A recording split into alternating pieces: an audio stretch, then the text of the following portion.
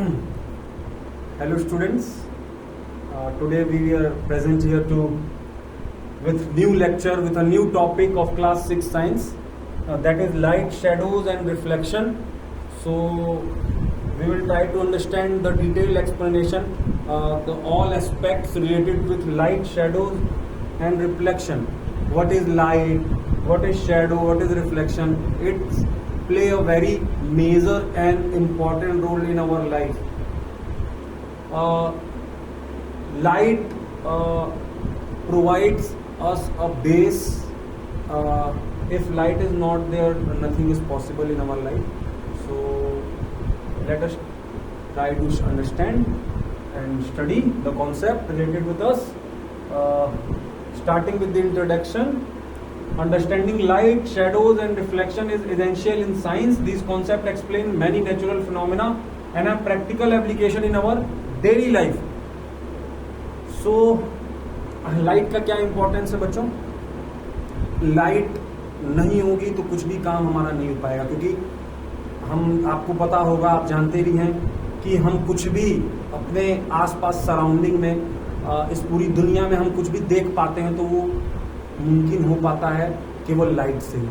हम कैसे देख पाते हैं? किसी भी पर्टिकुलर ऑब्जेक्ट से जब लाइट टकराकर हमारे आंखों में आती है तो हम उस पर्टिकुलर ऑब्जेक्ट को देख पाते हैं। लाइट बहुत ही अहम और महत्वपूर्ण भूमिका निभाती है हमारे जीवन में, ठीक है। तो अब शायद आपको इतना समझाने की आवश्यकता नहीं है कि लाइट का क्या रोल है, क्या इंपॉर्टेंस है।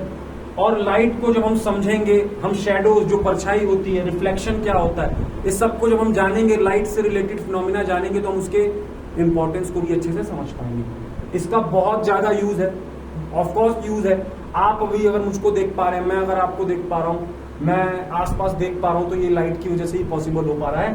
तो इसका बहुत ज्यादा यूज है, आप जानते हैं। आगे चलते हैं। लाइट क्या है?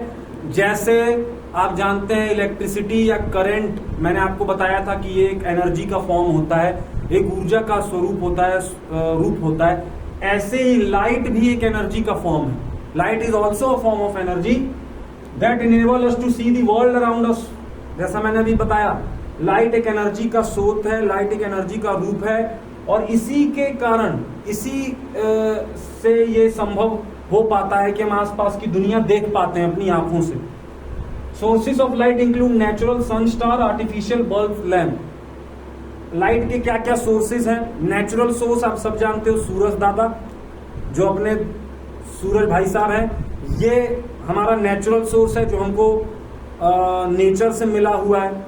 उसमें बहुत सारी एनर्जी होती है और वो लाइट का सोर्स है।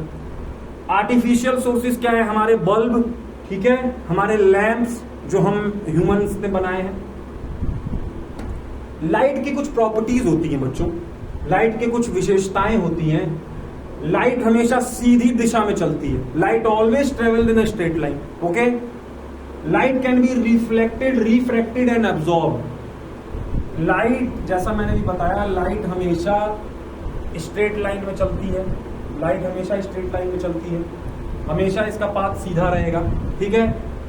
लाइट रिफ्लेक्ट भी होती है। रिफ्लेक्ट का फिनोमिना क्या होता है?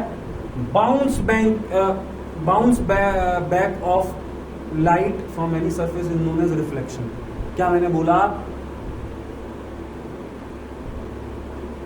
बाउंस बैक,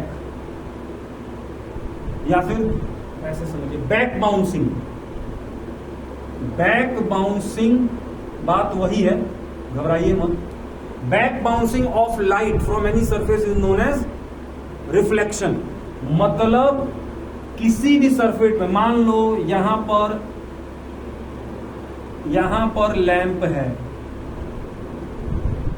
और सामने दीवार है, तो लाइट जाएगी इस वॉल पर और यहां से टकराकर उसी सेम मीडियम में, मतलब ये जो दीवार है, ये जो मीडियम है, मीडियम अभी आप नहीं समझ पा रहे होंगे, इसका इंट्रोडक्शन अभी आप डिटेल आगे पढ़ेंगे, लेकिन इतना समझिए, जिस जगह से आया है, मतलब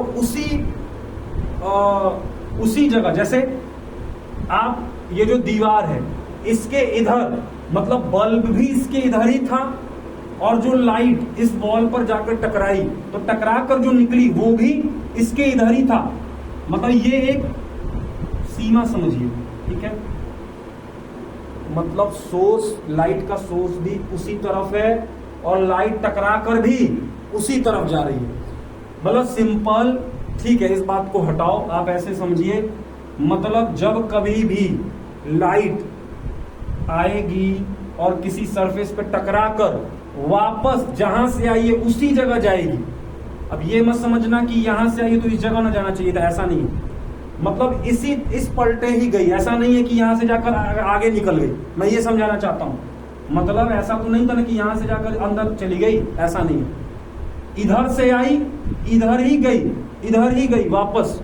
तो ये जो बैक बाउंसिंग है, बैक बाउंसिंग मतलब बॉल से समझिए, बॉल बाउंस करती है जब आप जमीन को पटकते हैं। ऐसे ही लाइट जब किसी सरफेस पे टकरा कर दूसरे दिशा में चली जाए तो इस फिनोमिना को, इस प्रक्रिया को रिफ्लेक्शन बोलते हैं। रिफ्रैक्शन क्या बोलते हैं?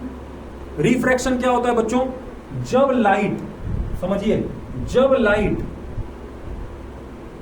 अभी मैं क्या समझा रहा था कि निकल तो नहीं रही है ना, टकरा कर वापस वहीं जा रही है, तो वो रिफ्लेक्शन है। और जब लाइट, जैसे अगर मैं ग्लास ले लूं, समझिए, मैं ग्लास ले लूं, ग्लास लिया मैंने और टॉर्च से मैंने लाइट उस पर डाली, तो लाइट क्या करेगी? आधे से अधिक लाइट पीछे से भी निकल जाएगी, कई सारी लाइट वापस आप ही की तरफ आएगी। बात समझिए, अगर मैं ग्लास ले रहा हूं और आगे टॉर्च ले रहा हूं, तो मैं टॉर्च ऑन करूंगा तो ग्लास, कुछ कई सारी लाइट की जो बीम्स होंगी वो ग्लास के आर पार भी निकल जाएंगी दूसरी तरफ, और कई सारी जो लाइट की बीम होगी, कई सारी जो लाइट होगी, जिस दिशा से मैंने टॉर्च जलाई थी वापस उसी दिशा में भी आएगी। तो मेरी दिशा में वापस जो टकरा कर आई, इसको बोलेंगे रिफ्लेक्शन। और जो आर पार होकर निकल गई, इधर से उधर निकल गई, इसको बोलेंगे रिफ्रैक्शन। अंतर समझिएगा। रिफ्लेक्शन क्या होता है?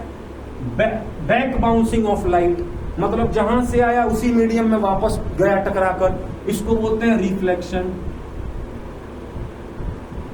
और रिफ्रैक्शन क्या होता है?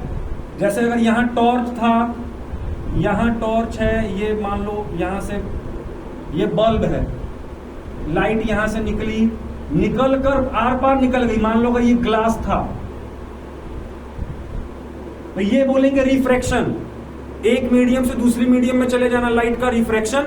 और जिस मीडियम से लाइट गई उस सरफेस पर, मतलब जिस मीडियम से हम सरफेस, जिस मीडियम में सरफेस, सोर्स था, सोर्स मतलब जिसमें से लाइट आ रही थी, तो जहां पर सोर्स था वहां से हमने लाइट ऑन की और उस पर्टिकुलर सरफेस पर टकरा कर सोर्स के ही मीडियम में वापस जहां से लाइट आ रही थी वहीं पर टकरा कर वापस चली गई, इसको बोलेंगे रिफ्लेक्शन। एब्जॉर्प्शन क्या होता है? कुछ लाइट ये मटेरियल भी तो एब्जॉर्ब कर लेगा, अपने में अवशोषित कर लेगा, है ना।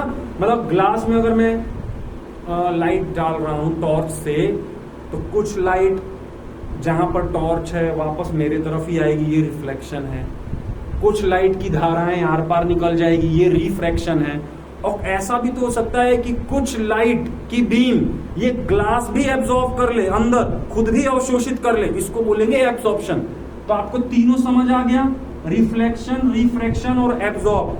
तो लाइट की क्या प्रॉपर्टी होती है? लाइट हमेशा सीधी दिशा में जाती है, स्ट्रेट लाइन में। और लाइट क्या दिखाती है? Reflection, refraction, absorption. ओके, आगे बढ़े। ठीक। शैडो, परछाई, आप जानते हैं शैडोज क्या होती हैं? परछाई। तो shadows are the dark area formed when an opaque object block lights, they help us understand the behaviour of light. अच्छा, मैंने आपको पढ़ाया था, याद आ रहा है बच्चों, ओपेक ऑब्जेक्ट क्या होते हैं? ट्रांसपेरेंट, ट्रांसलूसेंट, ये सब मैं आपको पढ़ा चुका हूं। ओपेक ऑब्जेक्ट क्या होता है? ओपेक ऑब्जेक्ट ऐसा ऑब्जेक्ट जिसके आर पार लाइट ना जा पाए, ऐसे ऑब्जेक्ट को ओपेक ऑब्जेक्ट, जिसके आर पार बिल्कुल नहीं दिखे। मतलब अगर इस दीजिए सर मटेरियल, कोई भी किताब है मतलब सिंपल है, अगर ठीक है कोई बात नहीं। कोई बात नहीं, हाँ ये दे दीजिए।